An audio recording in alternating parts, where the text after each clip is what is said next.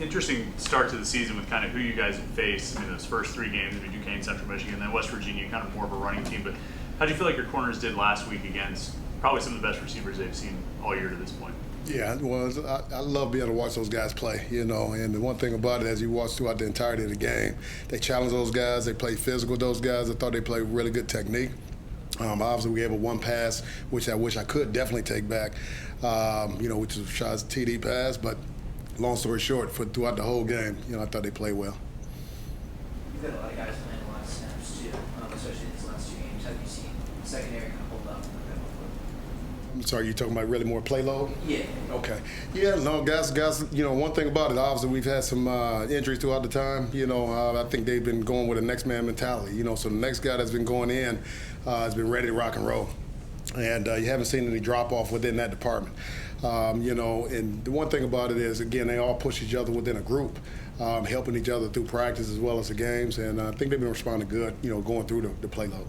Pat said last Thursday that you guys wanted to rotate a little bit more on defense than this year. Maybe some of the linebackers, whatever. But have those injuries kind of limited how much you're able to rotate? Yes and no, because those guys are in there. The ones that weren't going to be able to rotate, they've been able to get, their opportunity to get in a little bit more than I anticipated them at an earlier stage. With that being said, I think they've responded really well. Like I said, Sean Lee had 90-something plays, West Virginia game. Those things like that I see before the season, not that many snaps for a freshman. But I tell you what, he's been playing dynamic, and it's good for him to have that opportunity. What do you think's allowed Sean to just go in there and just play well? Just how pleased have you been overall with him so far? Well, luckily we were able to get him in the spring, and then the one thing about him is that he's a very, very coachable guy. He's going to do exactly what he's coached to do, and he over-defines those things. And what he does that's special is that he's always working after practice, and he does work out with some of the older guys, on his own in his free time, so they're teaching him different techniques, and he's learning at a rapid pace.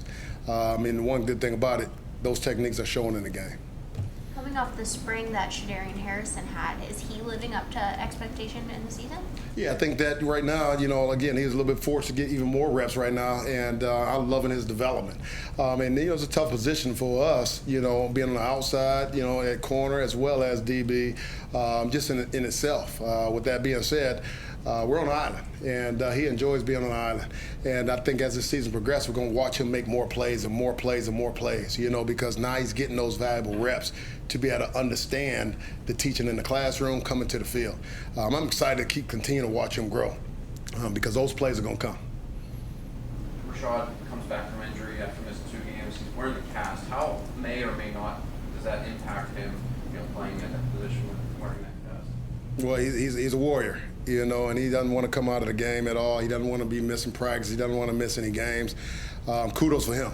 With that being said, obviously he did have that missed interception on that side, but at the end of the day, I think that he challenged himself to be able to, and he knows that he can make that play cast less. You know what I mean? So I think that, it challenges him. But we also got to understand you got to still stay within your technique. You got to still be able to utilize that hand that's injured, and make the best of it. Now, I wanted him to tip that down, but, he felt as though he can get it. And I want to always encourage guys to go ahead and make a play. You talked about the touchdown play that he allowed. Just what can he correct there on that play? Just get out with speed. Do what he normally work on within practice, within that point of it. It was a sudden change of opportunity, so situationally, just being a little bit more aware in that instance. But long story short, just work what we work at practice, period. Well, a lot of the other positions or people in the secondary have been dealing with injuries. Cruz Brookins has been very solid, consistent there. How beneficial is it to have him at least staying while the other guys have been dealing with injuries? Cruz Brookins, you're saying? Yeah. Been very beneficial because he's a dog. He's going out there trying to hurt people. He plays that mentality, and he raises people up. And you talk about Cruz Brookins. He's a guy that everybody around him lifts him up. He doesn't talk a lot, but his energy is what's expected of him, and I think all the players around him love to expect his energy. I don't know if that makes sense, but it's been wonderful having him as a steady person in there, and I think that with him, just having had all those guys be able to play from one that we had in the spring, be all out there together at one time. With that being said, those guys have been working through those issues. What kind of challenges do you see Boston College presenting your guys in the secondary? Well, I'll tell you what, Boston College got a very good coach there. With that being said, they do a lot of NFL-style route concepts. And they'll put us in situations in which that we'll have fun being able to make checks and watching guys be able to make plays. But they'll try to hit, they got a couple of various different receivers. They got number 4, big old guy that goes up, very good deep ball judgment on the deep half of the field. Number 11, they love him. He's a guy in which that they're trying to figure out how to get the ball to, keep him in crowds, get him in outside of crowds, singled out.